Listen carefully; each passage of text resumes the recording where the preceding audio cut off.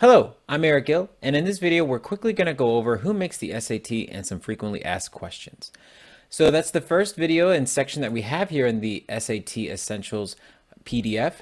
And who makes the SAT? The company that makes it is called College Board, and the exam itself is called the SAT. This is their website here on the left-hand side, and that stands for Scholastic Aptitude Test or Scholastic Assessment Test. Either way, it's taken on Saturday, right? So they also make a test called the SAT Subject Test, not to be confused with. These are two different exams. The first one here, the Essential SAT, is what is required for college admissions in like 90 some odd percent of schools, whereas the subject test isn't required for any of them, but it could be helpful in gaining some credits and other things as well to help with the admissions process. It's a good supplement. They also make the AP exam. So whenever you do have the class taken and finished and you have that exam at the end to score for possible college credits, this is the same company that makes them. Okay, so how is this different from the ACT? The ACT typically has less time per question on their exams, and they also have a science section, something that the SAT does not have.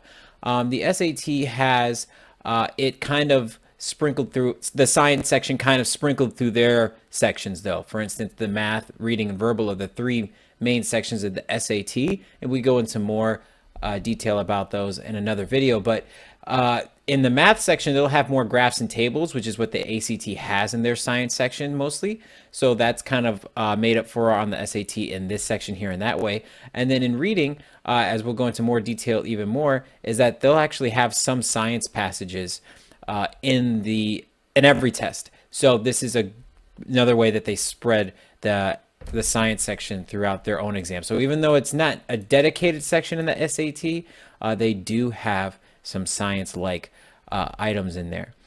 Some frequently asked questions that parents and students have, like what's the amount of exams that you're allowed to take? There is no like limit, because you just take the exam as many times as you need until you get the score that you like. Ideally, you would get it the first time, but let's say you need to take it 3 times before you get the score you want. It doesn't matter, because you only send the one score to the school that you want, and they have no idea how many times it took you to get to that score, or even if that was your last score or whatever. So just as many times as you're able to and willing. They usually have their deadlines and dates through August and June, so you can see that it's typically every month, or at the least every other month. And the deadline to sign up for it is usually the month before, and they do have a late fee if you sign up past that deadline. So technically you can walk up on exam day and try to get in. Not only will you have to pay a late fee, but it's possible you may not get in. So the earlier the better. Also because you want to get into a school that you're comfortable getting to, maybe one that your students already been in, or that you yourself have already been in for testing, or have taken academic activities in, because studies show that if you're in a comfortable location, you're bound to score higher. And they also have accommodations, both exams, SAT, ACT, whether it's time and a half, splitting up within 2 days, and other accommodations as well. That's something that you need to get approved by the College Board through your high school guidance counselor.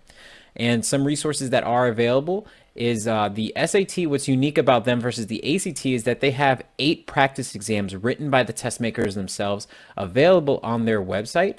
And that is a really useful tool to have, because it allows you to figure out exactly what's on the exam and practice under conditions that are extremely useful to you as a test taker. And the best way to prepare is based on what your testing style is and what you may personally need to work on. If you're good at testing, then you really just need to go over the material, and Khan Academy is a great resource for that, because they assess what you are lacking and what you're strong in for certain subjects. But if you need to work on your test taking skills, you may want to hire a tutor or a test specialist, because they're going to help you find efficiencies in your work and make sure that you demonstrate your knowledge and abilities to the highest degree. Best of luck and enjoy the rest of this series. Thank you.